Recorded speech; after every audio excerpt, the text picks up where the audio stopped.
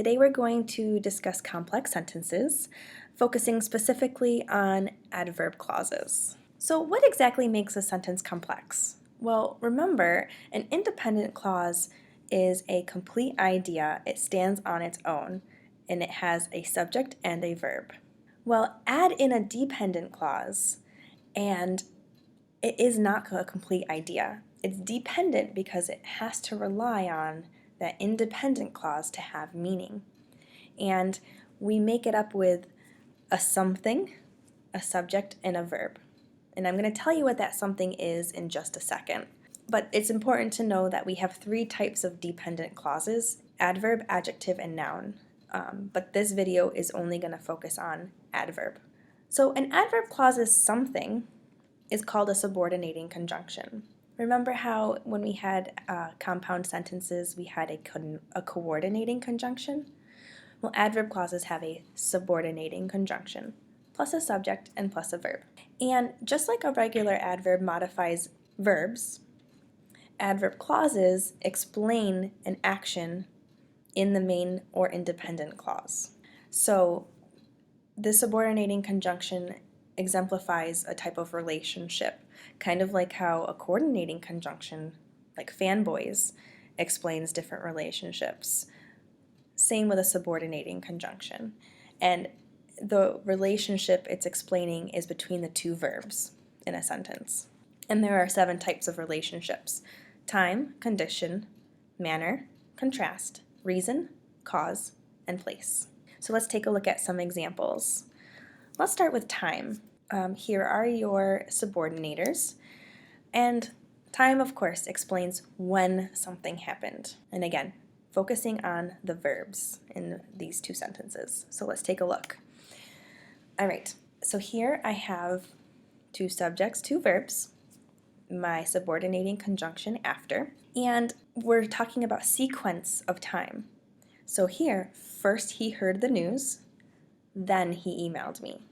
In the second example, again, 2 subjects, 2 verbs. Interestingly enough, because bring in this example is a command, the implied subject is you. Okay, so even though I don't come right out and say, you bring me some water, that's because it's imperative, it's a command, so it's an implied subject. But it's still there, we still know you is the subject. My subordinating conjunction before, and again, order of time. So bring me water, then you can go. And then let's look at number 3. Again, 2 subjects, 2 verbs. Since is my subordinating conjunction, and a great time to review some tense use here. This is talking about a period of time. So first, I returned from the trip. Ever since that time up until now, I have not felt well. And has not felt is present perfect, and the tense present perfect implies that an action happened over a period of time. In this case, I actually know when that action started. Usually in the present perfect I don't, but here I do. It started when he got back from his trip, up until now, and possibly into the future. All right, number 4. Again, 2 subjects, 2 verbs. My subordinating conjunction is until, and the relationship here is that before you can be done waiting, I have to give you a signal. So first I give you the signal, then you'll be done waiting. Okay, so order of sequence again. The 5th one, again, 2 subjects, 2 verbs. My subordinating conjunction when, and it is sequence of time again. First the ambassador entered, and then everybody stood up. Okay, let's look at number 6.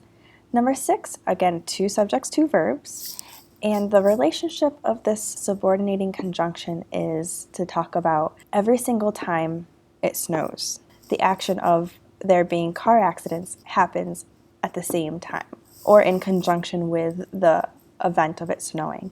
So whenever, in this case, is talking about every time an action happens, another action also happens with it. And finally, number 7 is, here are my 2 subjects and 2 verbs. While is my subordinating conjunction, and It's explaining that these two actions are happening at the same time. So you should not talk is one action.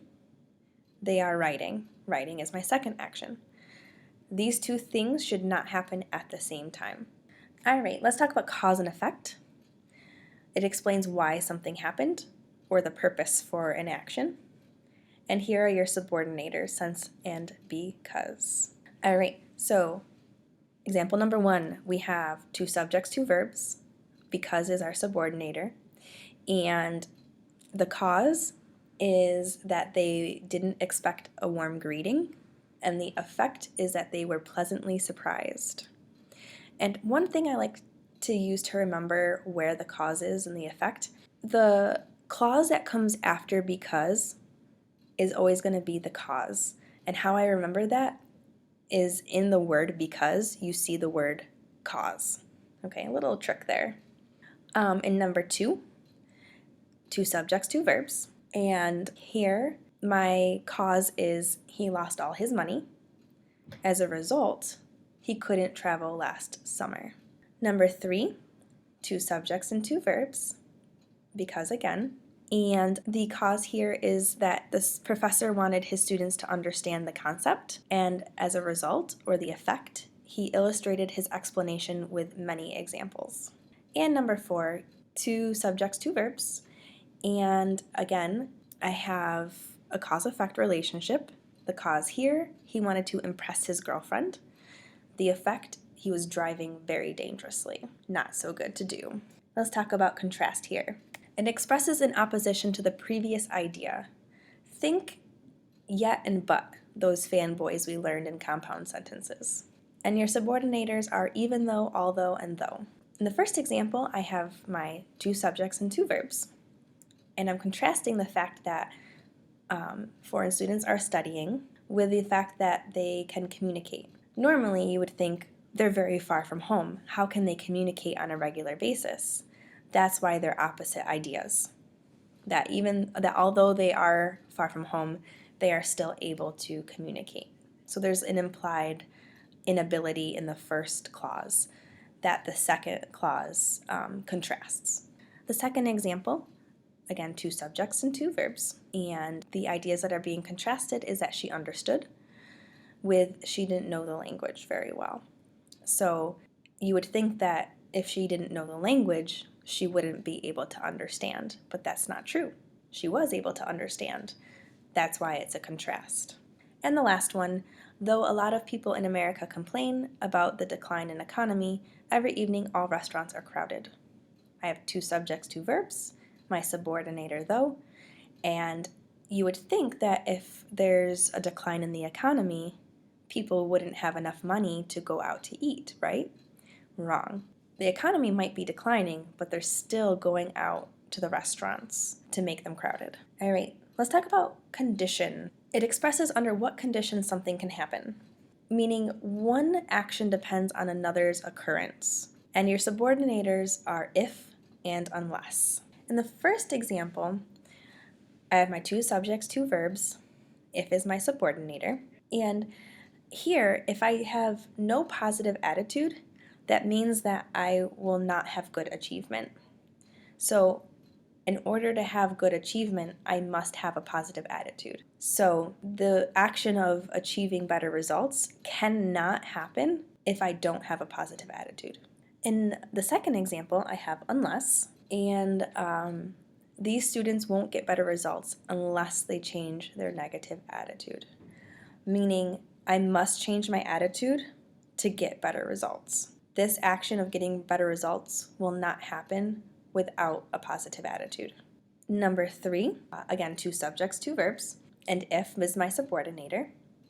And this means that I must study to pass. Without studying, I cannot pass. That action relies on the other. So if he doesn't study more, he will fail the course. And number 4, he missed a lot of classes and will fail the course unless he completes all the missing assignments. Again, two subjects, two verbs. And he needs to complete the missing assignments or he will fail. So he must complete the assignments or he won't pass. They rely on each other. So If and unless are interesting because although they're used in a similar way, they actually have different meaning in the sense that when I use if, the action is actually likely to happen. It may happen. However, when I use unless, the action is more unlikely to happen. So whenever you're like, do I use if or unless? Think about the action. Is it more likely or is it less likely? If it's more likely, use if. Less likely, use unless. All right, manner.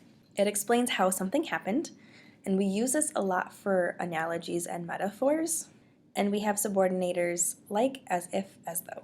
As always, 2 subjects, 2 verbs.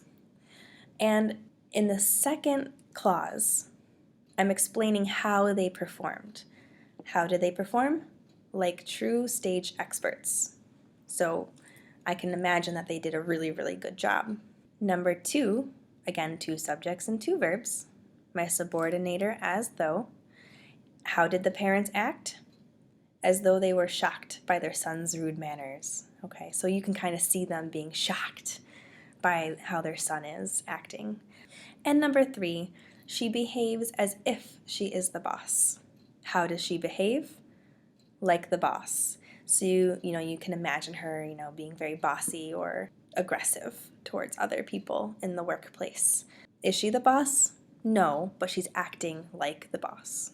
The last category we will cover is place. It explains where something happened with subordinators where, wherever, everywhere, and anywhere. In the first example, again, I have 2 subjects and 2 verbs. I'm looking at my verbs, prefer to live and walk home. And I'm explaining that they prefer to live in a place where they can walk home from work. Number 2, we can meet wherever you like. 2 subjects and 2 verbs. My verb I'm going to be looking at is can meet. Where can we meet? Wherever you like. And finally, number 3, during the festival, tourists can see crowds everywhere or anywhere they go. Where can they see the crowds? Everywhere they go. So again, I'm explaining or determining a preference for the verb of where can they see crowds? Wherever they go. It's answering that question of where? Oh, okay. Wherever they go. All right. Great. Thank you so much. Subscribe below for notifications on new content, and keep calm and love English classes.